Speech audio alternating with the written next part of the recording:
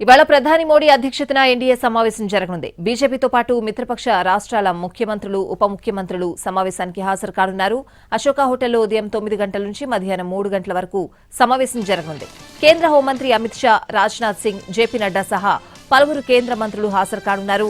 మోడీ మూడో టర్మ్లో ఎన్డీఏ ఏడాది పాలన, ఆపరేషన్ సింధూర్, దేశ భద్రత, కాంగ్రెస్ విమర్శలను తిప్పికొట్టడం, రానున్న ఎన్నికలపై చర్చించనున్నారు.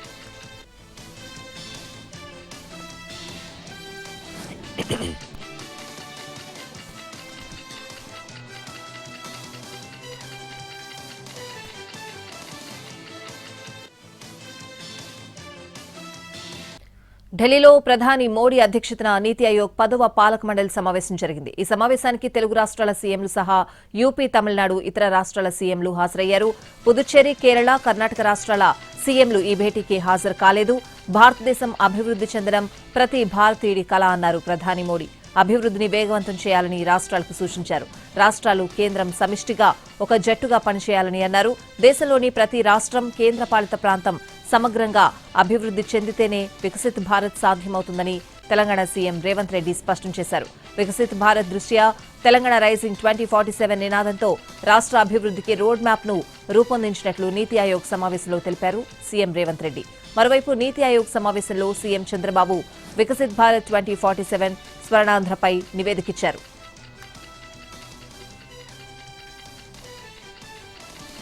నీతి ఆయోగ్ సమావేశం ముగిసిన తర్వాత ప్రధాని మోడీతో సమావేశమయ్యారు సీఎం రేవంత్ రెడ్డి. రాష్ట్రానికి రావాల్సిన నిధులు, కేంద్ర సహకారంపై చర్చించారు.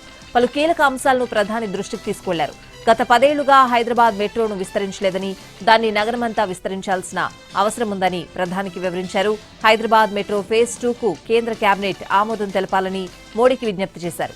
అలాగే రీజనల్ రింగ్ రోడ్కు రాష్ట్ర ప్రభుత్వం 50% భరిస్తుందని, మిగతా 50% నిధులివ్వాలని కోరారు. రీజనల్ రింగ్ రోడ్, రైల్వేకు సహకారం, సెమీకండక్టర్ పరిశ్రమ, రక్షణ రంగ ప్రాజెక్టులకు మద్దతివ్వాలని ప్రధాని మోడీని రిక్వెస్ట్ చేశారు.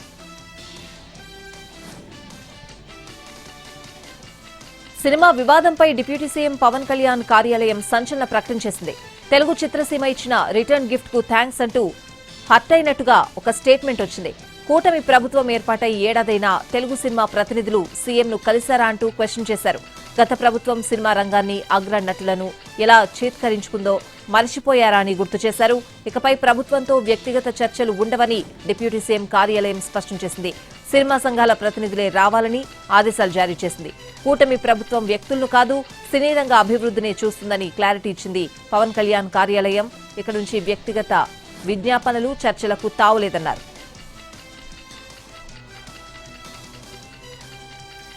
టీడీపీ నాయకులకు చిత్తశుద్దుంటే జగన్ అడిగిన ప్రశ్నలకు సమాధానం చెప్పాలని డిమాండ్ చేశారు మాజీ మంత్రి బొత్స సత్యనారాయణ. సూపర్ 6 ఎప్పటి నుంచి అమలు చేస్తారని బొత్స ప్రశ్నించారు. ఏపీలో మహిళలకు ఉచిత బస్ వాగ్దానం ఏమైందన్నారు. దీన్ని త్వరగా అమలు చేయాలని డిమాండ్ చేశారు.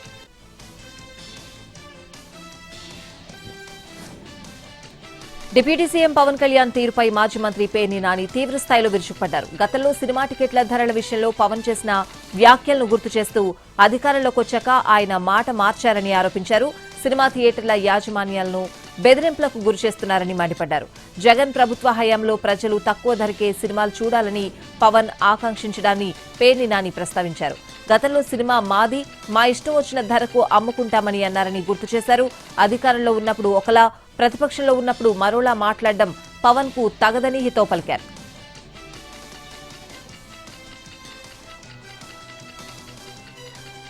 ఎస్ఎల్బీసీ టన్నెల్ మొత్తం మరోసారి సర్వే చేస్తామన్నారు మంత్రి ఉత్తమ్ కుమార్ రెడ్డి. డెన్మార్క్ సహాయంతో ఎలక్ట్రో మ్యాగ్నెటిక్ పద్ధతిలో సర్వే నిర్వహిస్తామన్నారు. 2 ఏళ్లలో ఎస్ఎల్బీసీ సొరంగం పనులు పూర్తి చేయనున్నట్లు తెలిపారు. బీఆర్ఎస్ హయాంలో గోదావరి నదిపై కట్టిన ప్రాజెక్టులు కూలిపోయాయని అన్నారు మంత్రి ఉత్తమ్. కృష్ణా జలాల్లో తెలంగాణ వాటాను సాధించడంలో బీఆర్ఎస్ విఫలమైందని విమర్శించారు.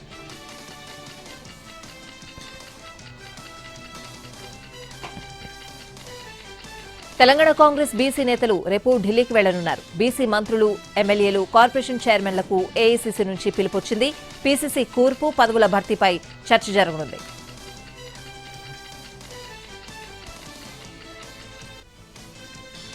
తెలంగాణ ప్రభుత్వం కీలక నిర్ణయం తీసుకుంది. 3 నెలల రేషన్ బియ్యాన్ని ఒకేసారి ఇవ్వాలని నిర్ణయించింది. జూన్, జూలై, ఆగస్టు నెలలో ఇవ్వాల్సిన రేషన్ బియ్యం అడ్వాన్స్డ్ గా ఇవ్వనుంది తెలంగాణ ప్రభుత్వం.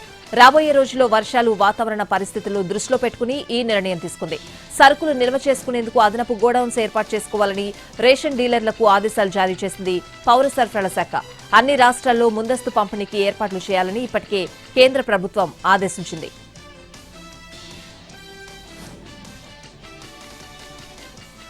గోదావరి బోర్డు పోలవరం ప్రాజెక్టు అథారిటీకి తెలంగాణ ఏఎన్సీ లేఖ రాసింది. పోలవరం నుంచి ఎత్తిపోతలు చేపట్టకుండా చూడాలని కోరింది. పోలవరం డెడ్ స్టోరేజ్ నుంచి ఎత్తిపోసేందుకు ఏపీ సిద్దమైందని, దానివల్ల గోదావరి డెల్టాకు నష్టం జరుగుతుందని లేఖలో పేర్కొంది తెలంగాణ ఏఎన్సీ.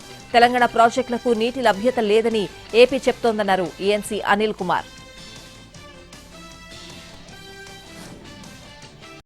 నకిలీ ఇళ్ల పట్టాల పంపిణీ కేసులో వల్లభనేని వంశీని 2 రోజుల పాటు విచారించిన పోలీసులు 30కి పైగా ప్రశ్నలు అడిగారు. నకిలీ ఇళ్ల పట్టాలను ఎవరు, ఎందుకు తయారు చేశారని ప్రశ్నించారు.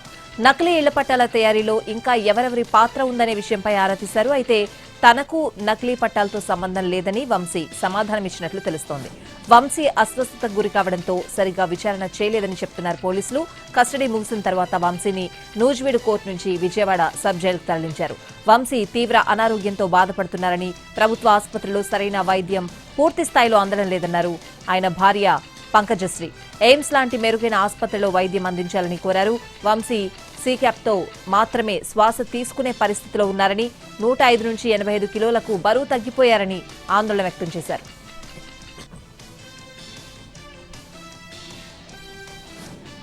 మిస్సింగ్ ల్యాండ్ ఆరోపణలు నిరాధారమన్నారు పర్యాటక శాఖ ముఖ్య కార్యదర్శి జయేష్ రంజన్. తల్లి అనారోగ్యం దృష్ట్యా పోటీల నుంచి తప్పుకుందని చెప్పారు.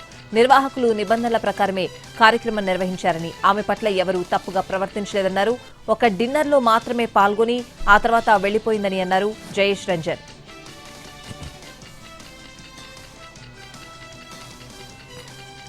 సంగారెడ్డి జిల్లా జహీరాబాద్ లో వక్ఫ్ చట్టానికి వ్యతిరేకంగా నిర్వహించిన సభలో అపశృతి చోటు చేసుకుంది. విద్యుత్ దీపాల స్వాగత తోరణం కూలడంతో పలువురికి కరెంట్ షాక్ కొట్టింది.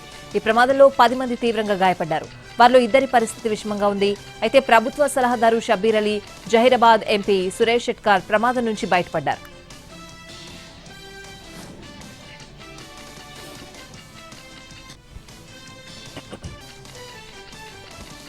కామారెడ్డిలో పట్టపగలు ఓ ఇంట్లో దొంగతనానికి యత్నించిన జంటను స్థానికులు పట్టుకుని దేహశుద్ధి చేశారు. అనంతరం పోలీసులకు సమాచారం అందించడంతో వారు ఘటనా స్థలానికి చేరుకుని 2 దొంగలను పోలీస్ స్టేషన్కు తరలించారు. పట్టుబడ్డ నిందితులు నిజామాబాద్ చెందిన ఆష్రఫ్, ముస్కాన్ గా గుర్తించారు.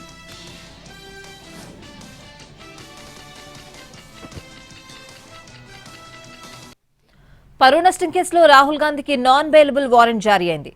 జార్ఖండ్లోని Chaibasa MP MLA court Congress అగ్రనేతకు వారెంట్ జారీ చేసింది. జూన్ 26న జార్ఖండ్ కోర్టు ముందు వ్యక్తిగతంగా హాజరు కావాలని ఆదేశాలిచ్చింది. అయితే రాహుల్ కు వ్యక్తిగత హాజరు నుంచి మినహాయింపు ఇవ్వాలని కోరారు ఆయన తరపు న్యాయవాది. కానీ లాయర్ విజ్ఞప్తిని కోర్టు తిరస్కరించింది. నీతి ఆయోగ్ సమావేశంలో తమిళనాడు సీఎం ఎంకే స్టాలిన్ పాల్గొనడంపై ప్రతిపక్షాలు ఆరోపణలను ఆ రాష్ట్ర ఉప ముఖ్యమంత్రి ఉదయనిధి స్టాలిన్ తిప్పికొట్టారు. డీఎంకే నాయకత్వం ఈడీకి, ప్రధాని మోడీకి భయపడదని నొక్కి చెప్పారు. రాష్ట్రానికి ఆర్థిక కేటాయింపులను పొందాలనే ఉద్దేశంతో సీఎం స్టాలిన్ సమావేశానికి హాజరయ్యారని ఉదయనిధి స్టాలిన్ తెలిపారు.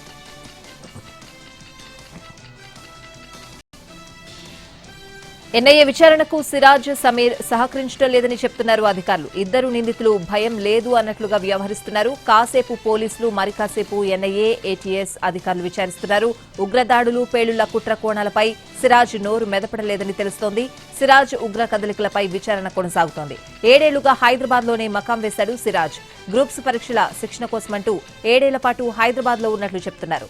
సిరాజ్, సమీర్లు కలిసి 5 ప్రాంతాలు రెక్కీ చేసినట్లు గుర్తించారు.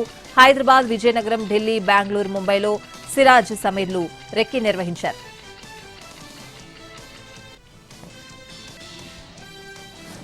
నైరుతి రుతుపవనాలు కేరళ తీరాన్ని తాకాయి. 8 రోజుల ముందుగానే దేశంలోకి రుతుపవనాలు ప్రవేశించినట్టు ఐఎండీ తెలిపింది. మరో 2-3 రోజుల్లో ఆంధ్రప్రదేశ్లోకి ప్రవేశిస్తాయని, జూన్ 2వ వారం నుంచి ఆంధ్రప్రదేశ్ అంతటా విస్తారంగా వర్షాలు కురవనున్నాయి. ఈసారి దేశవ్యాప్తంగా సాధారణం కంటే ఎక్కువ వర్షపాతం నమోదయ్యే అవకాశం ఉంది. సాధారణంగా జూన్ 1 నాటికి రుతుపవనాలు కేరళ తీరాన్ని తాకుతాయి. కానీ ఈసారి మాత్రం చాలా ముందుగానే నైరుతి వచ్చేసింది. అంచనాల కంటే ముందుగానే రుతుపవనాలు రావడం 16 ఏళ్లలో ఇదే తొలిసారి. 2009లో మే 23నే నైరుతి రుతుపవనాలు కేరళను తాకాయి. గత ఏడాది మే 30న మాన్సూన్ వచ్చింది. అంతకు ముందు సంవత్సరం జూన్ 8న దేశంలోకి ప్రవేశించాయి నైరుతి రుతుపవనాలు.